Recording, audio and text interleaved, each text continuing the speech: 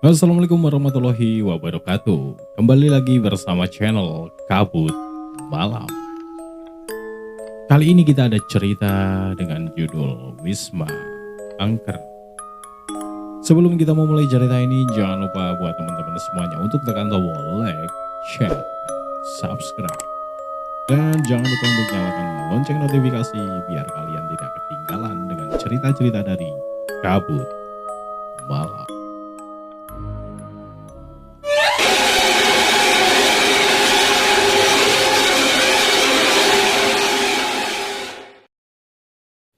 Cerita berawal dari 3 mahasiswa baru yang sedang mencari sebuah kontrakan. Mereka bertiga adalah Reza, Bima, dan Galang. Dengan rasa putus asa berjalan dari sudut kota ke sudut kota. Dan tidak membuahkan hasil sama sekali.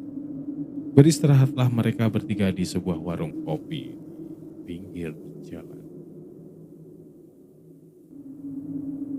Gimana nasib kita, Res? Kuliah mulai minggu depan.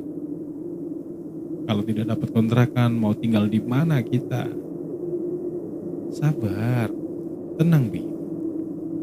Saud Reza sambil mencari informasi di media sosial. Teman-teman, kalian lihat nggak nenek tua yang sedang berdiri di pinggir jalan itu? Apa kalian lihat? Iya, kenapa Lang? Tanya Reza dan Bima. Kenapa kita tidak bertanya dari tadi? Kita berjalan tanpa hasil. Dan ini sudah mulai sore, teman-teman. Kita mau tidur di mana? Kata Galang.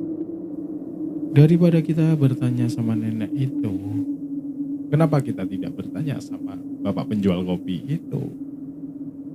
Mungkin bapak itu lebih tahu daripada nenek itu. Saud Bima. Oh iya, betul itu Bim. Coba kalian sana yang tanya, gantian lah. Saud Reza sambil pantengin handphonenya. Akhirnya mereka berdua bertanya kepada penjual kopi. Permisi Pak. Iya Mas, sudah. Maaf Pak, kita mau tanya, apakah di daerah sini ada informasi kontrakan yang kosong?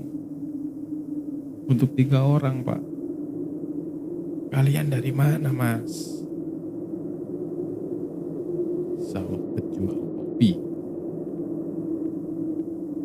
Kita dari kota Sabrang Pak. Di sini kontrakan atau kos itu banyak Mas. Tapi kurang paham juga. Sudah diisi orang lain atau belum? Nah itu Pak. Kita dari tadi pagi sampai sekarang belum nemu Pak. Tadi ada, tapi hanya sewanya terlalu mahal. Ya gitu Mas di sini. Kadang ada yang murah, kadang juga ada yang mahal. Coba nanti kalian jalan ke arah timur. Ada gapura, gang anggrek. Di situ ada beberapa kontrakan dan kos Mas. Coba tanya di situ. Saud penjual kopi. Terima kasih banyak Pak informasinya. Sama-sama Mas. Semoga cepat dapat kontrakan. Akhirnya mereka kembali ke meja mereka. Gimana? Dapat informasinya? Tanya Reza. Kita suruh balik lagi ke Gang Anggrek. Saud Galang. Lah, kita kan sudah ke sana. Gak ada yang kosong kan? Semuanya penuh, kata Reza. Udahlah, kita tanya nenek itu aja, mumpung dia belum pergi, kata Galang. Aku sih gak yakin deh Lang. Pasti ujungnya gak tahu. Tahu nyuruh kita balik lagi ke tempat yang udah kita lewatin tadi, saut Reza. Ya jangan gitu dong Res, apa salahnya kita bertanya kan? Siapa tahu nenek itu penduduk asli sini kan. Ya udah, ayo habiskan kopinya, keburu malam, saut Bima. Akhirnya mereka bergegas dan membayar kopi tersebut. Sambil berjalan ke depan, sambil lihat kanan kiri untuk menyabrang jalan. Mereka akhirnya menghampiri nenek itu.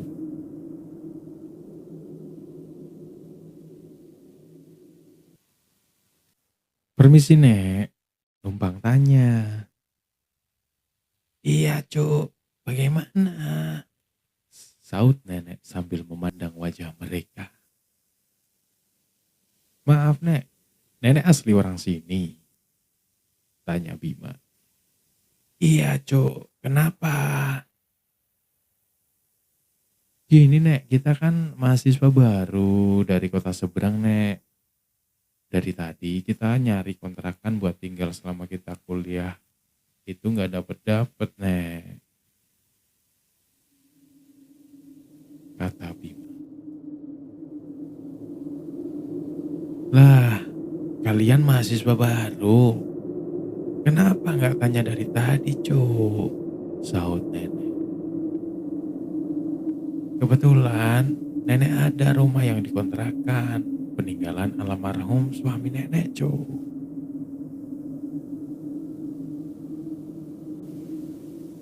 Alhamdulillah. Ayo nek, tunjukin ke kita mana kontrakannya. Kita mau kontrak di tempat nenek aja. Saut Galang tanpa diskusi dengan yang lain. Maaf nek, untuk sewanya berapa nek? Tanya Reza. Di tempat nenek murah saja cuk. Hanya 4 juta setahun. Beneran nek? Saut Bima. Beneran cuk. Cuma ya begitu kondisinya. Soalnya rumah tua. Itu pun juga peninggalan almarhum suami saya. Dan anak-anak saya juga udah pada jarang pulang ke sini. Sudah pada ikut sama suaminya. Maaf nek, boleh kita antarkan ke sana? Tanya Bima. Boleh cu, ayo nenek antarkan ke sana. Gak jauh kan nek? Tanya Galang. Shh, udah ikut aja. Gak jauh cuk, gang depan itu kita belok kiri. Gak jauh dari gang, saut nenek. Reza berpikir dalam hati. Hah? Emang di depan ada gang? Perasaan dari tadi kita muter-muter depan situ nggak ada gang deh. Adanya juga gang anggrek. Ah, udah. Ikut aja.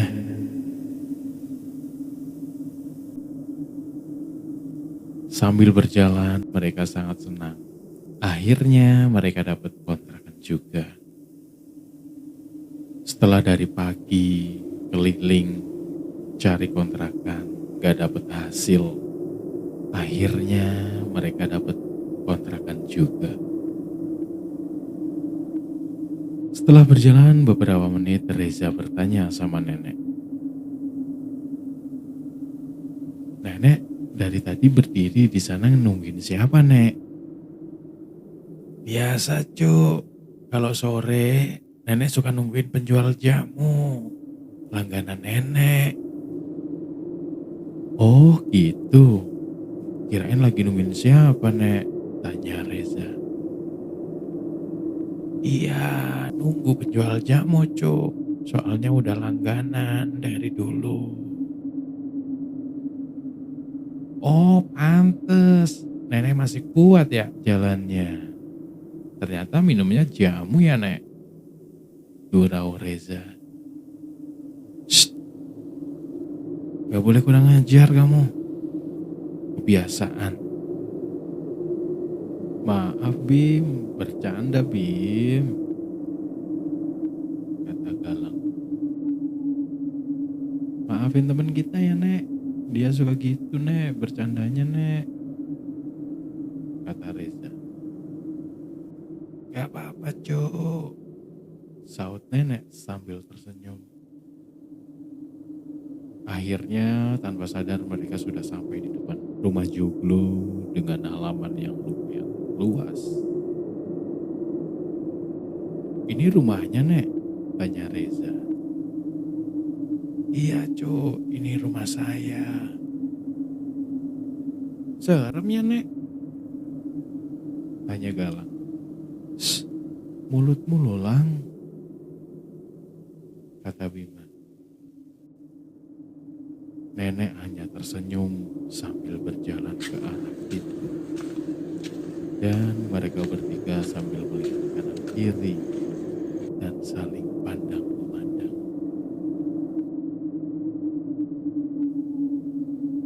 Akhirnya pintu rumah itu dibuka sama nenek. Cuk, tungguin bentar ya Cuk, kata si nenek. Iya Nek, kita juga mau lihat-lihat dulu ya Nek. Boleh Cuk. Mereka bertiga sambil memandang kanan kiri, melihat suasana rumah Joglo tersebut.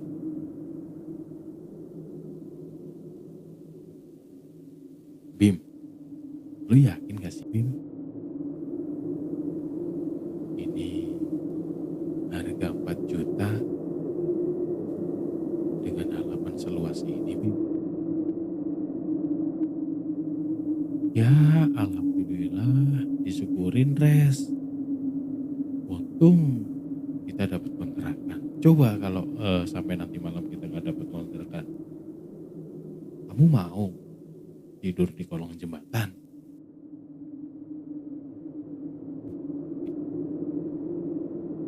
Ya itu bener tuh, dengerin tuh Res. Kita mau tidur di kolong jembatan, saut Galang.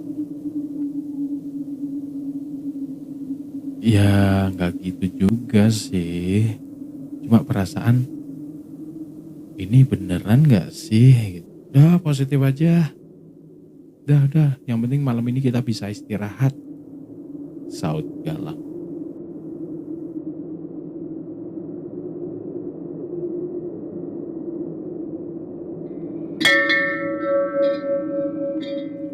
Apa itu? Saut Reza. Entah Res. Coba kita lihat, kata Gilang. Mereka berlari menuju teras rumah. Dan ternyata ada lonceng yang terjatuh. Dan tiba-tiba nenek keluar dan bertanya. Ada apa Cuk? Saut nenek. Terkejut mereka bertiga. Gak usah takut Cuk, ini nenek. Maaf Nek, kita hanya kaget. Habis nenek datang tiba-tiba sih, saut Reza. Sudah, kita bereskan lonceng ini teman-teman. Kasihan nenek kalau yang beresin, saut Bima. Lebih baik kalian masuk dulu Cuk. Nenek sudah buatkan teh hangat buat kalian. Nanti biar nenek yang bereskan. Kok ada lonceng Nek? Tanya Reza. Dulu lonceng itu buat petanda. Waktu bekerja telah selesai. Dulu di belakang sini itu kebun karet yang luas. Dan dulu banyak pekerja karet yang bekerja di sini, Cuk. Terus sekarang masih ada kebun karetnya, Nek? Tanya Reza sambil membereskan loncengnya.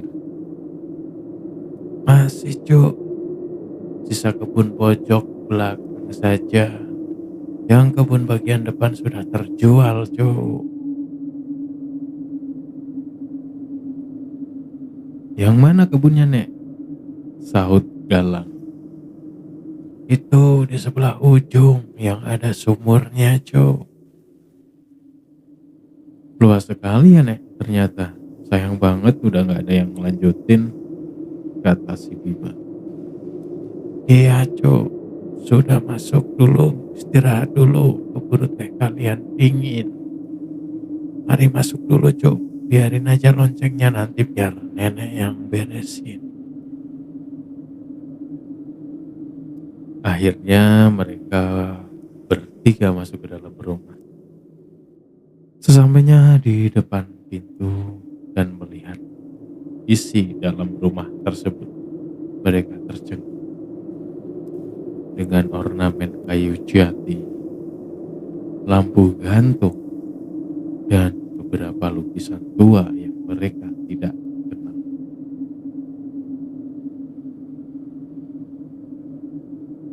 Cuk, Cuk. Iya, Nek. Kenapa kalian melamun? Ayo masuk. Ayo duduk. Nikmatin tehnya. Keburu dingin. Akhirnya mereka masuk dan duduk sambil melihat suasana rumah tersebut.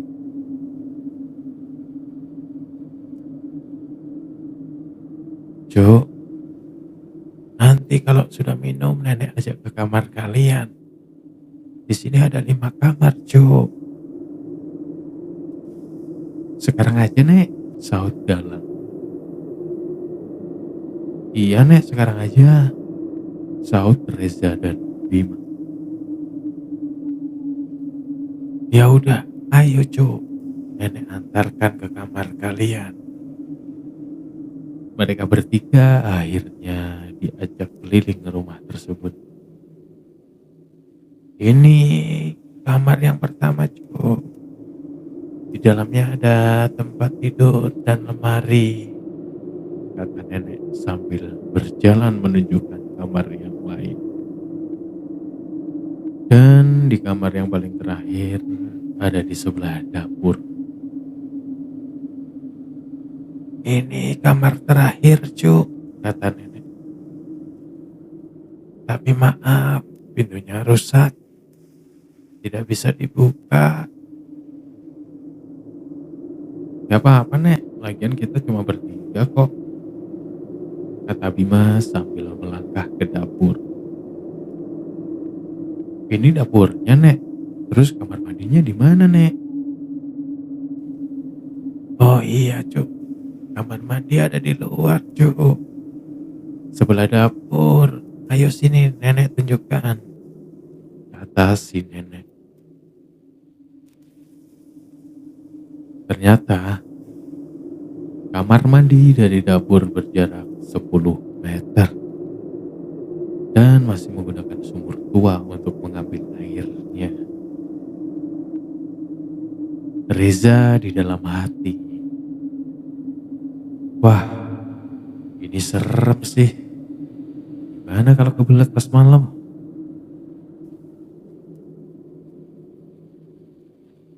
Ada lampu kan, Nek? Tanya Reza. Ada, Cuk, coba hidupkan, sahut nenek. Reza akhirnya menghidupkan lampu itu dan ternyata masih menyala. Singkat cerita, mereka kembali ke ruang tamu dan nenek berpamitan pulang. Cuk, berhubung sudah mau petang, nenek pamit dulu. besok ketemu lagi. Lah, kirain nenek tinggal di sini, sahut Galang. Enggak, Cuk. Nenek tidur di rumah sebelah kebun karet itu, Cuk. Kesini hanya membereskan rumah setiap harinya. Mau kita antar, Nek? Tanya Bima. Gak usah, Cuk. Terima kasih. Nenek sudah biasa. Kalian istirahatlah. Yakin nih, Nek? Tanya Galang. Iya, Cuk. Singkat cerita, nenek berpamitan dan pulang. Dan hari semakin gelap dan sunyi. Sunyi sekali ya di sini ya, kata Reza. Ya iyalah, kita agak jauh dari jalan. Dan ini rumah halamannya besar banget, Res. Jadi wajar kan kalau sunyi. Hanya terdengar suara jangkrik dan hewan malam lainnya. Tapi nenek itu pemberani loh. Dia tinggal di rumah dekat kebun karet sendirian. Kalau ada setan gimana coba? Mulutmu dijaga loh. Dia orang tua tahu. Iya, bercanda Bim. Gak usah terlalu serius dong, sahut Galang sambil tertawa. Gak terasa mereka bersantai di ruang tamu. Jam sudah menunjukkan pukul 9 malam. Ada yang mau ke kamar mandi gak? Tanya Reza. Belum, Res. Kenapa? Kamu kebelet ya?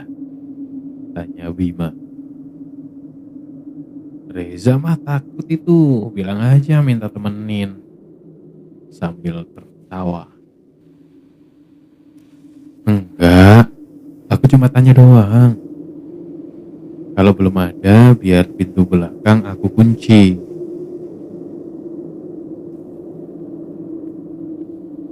Iya, kunci aja deh, Res. Terus istirahat, kata Galang. Reza akhirnya berjalan ke belakang arah dapur untuk mengunci pintu. Setelah sampai dapur, Reza mendadak ada hembusan angin di lehernya. Apa ini? Tiba-tiba bulu kuduku berdiri. Bertanya dalam hati. Sambil bergegas mengunci pintu, tiba-tiba terdengar suara ketukan dari kamar kosong yang terkunci.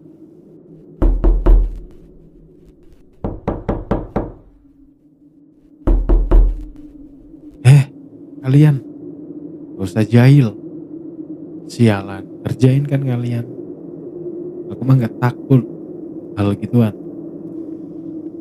sahut Reza sambil emosi. Sambil melangkah kembali ke ruang tamu.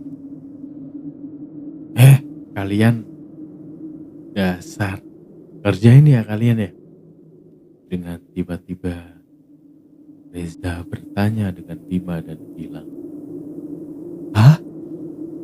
Kerjain apaan, Res? Kita dari tadi di sini loh." "Hah?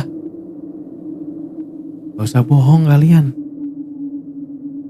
Tadi ketuk-ketuk pintu kan kalian? Mau ngerjain aku kan?" "Ih, enggak lah.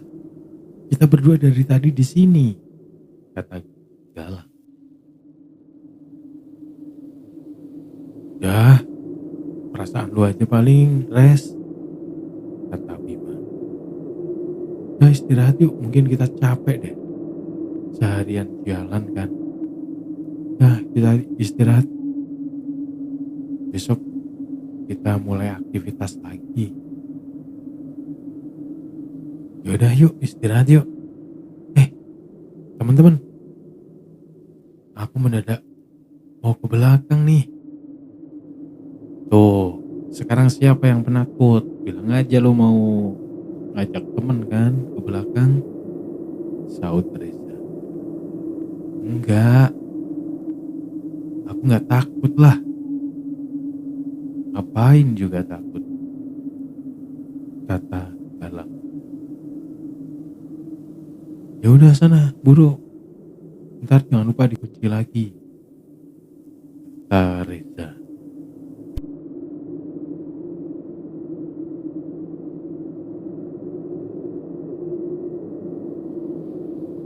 Pintu pun terbuka dan Galang melanjutkan ke kamar mandi. Baru berapa langkah, tiba-tiba lampu kamar mandi mati. Galang pun tak menghiraukannya. Segera mengambil handphone yang ada di saku dan menyalakan senter. Dan sambil berjalan kembali. Setelah sampai kamar mandi, Galang pun mulai mengambil air di sumur.